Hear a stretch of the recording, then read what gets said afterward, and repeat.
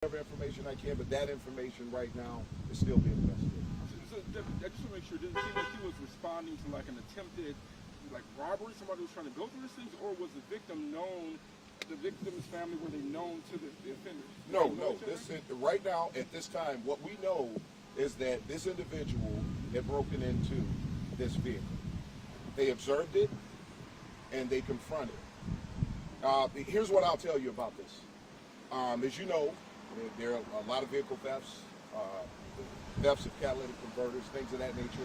It's not uncommon for someone to walk out and see someone attempting to steal their vehicle or to break into that vehicle.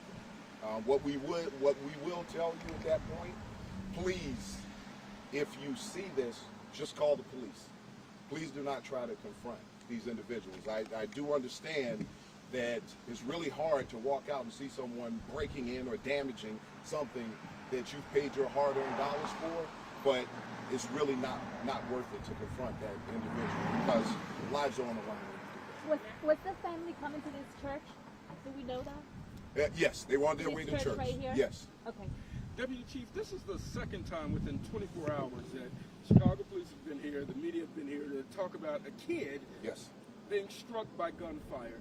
Your thoughts on that as a whole? Here, you know, I'm glad you brought that up. And here's what I'll tell you. Not just today and not just yesterday. We've seen children shot across this city in ridiculous numbers. When did we become a society where we stopped caring about the children?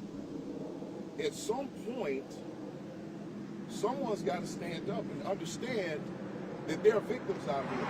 And I think in everything that has gone on with all of the protests, civil unrest, we have forgotten about the victims. The most important thing here, the people who are victims of these crimes, the trauma that they deal with every single day. Can you imagine what this 7-year-old and his family is going through right now? Our officers responded immediately, and the trauma that our officers have to deal with every time they go to a scene where a child is injured. These officers are human beings, they're police officers, they see this every single day, and they have to go home and look at their children. And they're blessed that this didn't happen to one of their children or one of our children. So we're out here to do the best that we can to protect our children, to protect your children. Because as the police department, these children out here in the street, these are our children, and that's what we're here for.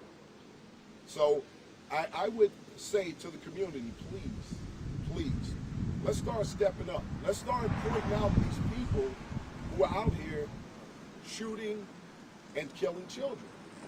Killing each other, killing any human being.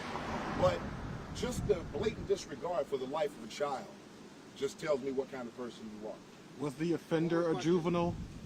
Was the offender a juvenile or adult?